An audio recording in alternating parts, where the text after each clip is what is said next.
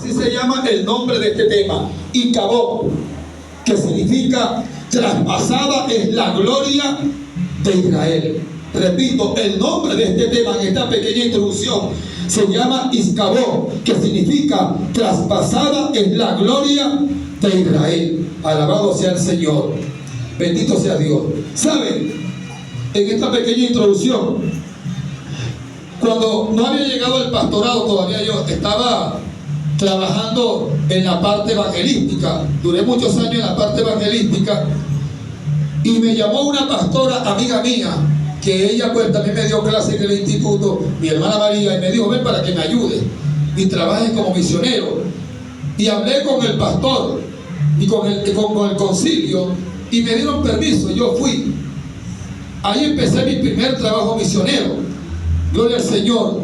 Y a mí me gusta, yo soy el tipo de persona o de obrero, vamos a llamarlo así, que me gusta visitar. Me gusta visitar las ovejas, me gusta visitar la familia, me gusta pues conversar, dialogar para buscarle solución a los problemas. Y me gusta visitar y me gusta orar por la persona que necesita la oración, por el enfermo, por el que lo necesite. Y me llamaron. Hay una persona que está desahuciada de cáncer, que está endemoniada, perdónenme la expresión, para que vayas a ministrar por esta persona. Y me llevé unas hermanas que eran las hermanas más sobresalientes, echando fuera demonios. Eran las hermanas, eran diáconas, diaconisas de esa congregación donde estaba como misionero. Hermana, acompáñeme, yo no quiero ir solo para ese lugar. Gloria al Señor. Y fueron 3 hermanas conmigo, 3 diaconisas, mujeres de guerra, mujeres de acción. Alabado sea el Señor. Y cuando llegamos, eso fue en el valle, allá arriba en el 70. Gloria al Señor. Y cuando llegamos al sitio, a esa casa, yo sentí algo extraño. Yo sentí la presencia demoníaca en ese lugar. Yo sentí que algo en esa casa no estaba bien. Señor, cúbreme con tu sangre. Cuando entro a ese lugar y voy al cuarto, encuentro a aquella mujer ya casi desahuciada, que el cáncer la estaba matando y los demonios estaban acabando con ella. Bendito sea el Señor. Pero yo sentía la posesión demoníaca, era fuerte la acción demoníaca que había en ese lugar. Y las hermanas no pudieron pasar. Yo no voy a decir que las hermanas estaban en pecado o qué problema, pero simplemente las hermanas no pudieron pasar a ese lugar, al cuarto, se quedaron afuera. Porque era tan fuerte la acción del diablo en ese lugar que las hermanas empezaron a sentir dolor de cabeza, empezaron a sentirse mal, empezaron a sentir ganas de vomitar, se sentían mal. Y yo le dije: hermana, quédense allá. Quédense allá, porque si ustedes pasan ahí se me van a desmayar, entonces se me va a complicar más la situación. Ni voy a poder atender a la emergencia que tengo, y tampoco las voy a atender a ustedes, porque si se me desmayan las 3, se me va a complicar la situación. Quédense ahí mejor. Que con la ayuda del Espíritu Santo administramos. Y así fue. Le ministré a esa mujer, quedó libre, y esa mujer fue sana. Primeramente Dios. ¿A dónde quiero llegar yo? Ahí. ¿Dónde quiero llegar? No quiero hablar de liberación, porque no es el tema. El tema de hoy es sobre el pecado de los hijos de Eli. El tema de hoy en esta pequeña introducción es sobre el cuidado. Oiga, esa palabra que no se nos olvide. El cuidado que debemos tener nosotros como hijos de Dios, como líderes, como pastores, como siervos, como jóvenes, aún como niños. Porque cuando ese niño pasa a ministrar al altar, ese niño toca el teclado. Eso le enseñaba yo a mi hijo a hacer el temor. Y cuando mi hijo empezó a estudiar a Asael, perdónenme que doy a colección esto, y llevaba sobre todo un milagro, porque las madres a veces son más apegadas, y llevaba un borrador que no era de él. La madre le preguntaba: ¿de dónde traíste ese borrador? Porque me lo encontré en el suelo, devuélvalo. Porque tenemos que empezar a corregirlo. Y más cuando nuestros niños en la iglesia empiezan a ministrar las cosas. Cuando un niño agarra una charraca, cuando un niño empieza a leer la palabra y lo pasan aquí hacia abajo, porque igualito es el mismo altar de Dios. Cuando ese niño empieza a tocar el teclado, porque qué lindo es ver un niño tocar un teclado. Hay que usar a esos niños, darle sus clases, prepararlos, porque no sabemos si el día de mañana el tecladista se enamoró de una hermana en otro lado, o simplemente se mudó, se va, y entonces usted queda en el aire. Y hay que tener plan B. o el plan A. A su nombre. A su nombre. No tenía uno, tenía tres.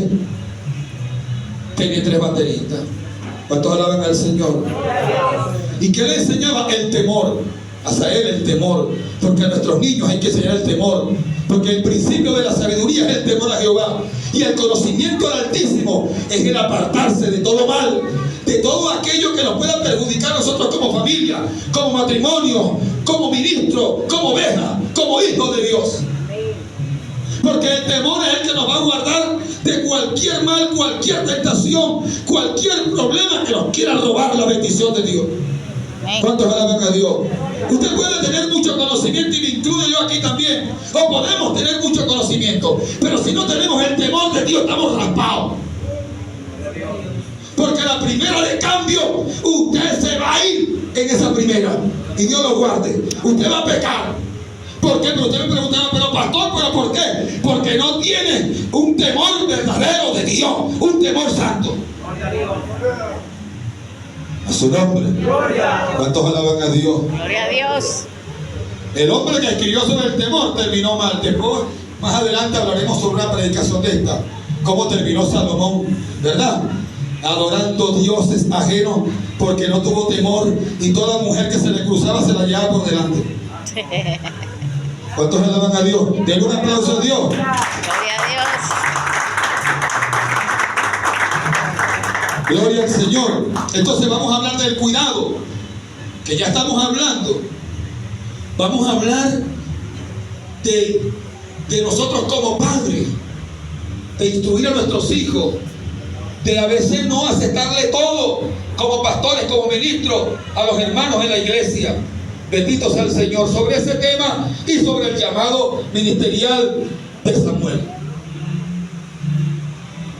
¿Dónde se dio esto? Vamos al contexto histórico. ¿Dónde se dio esto? Se dio en un lugar llamado Silo.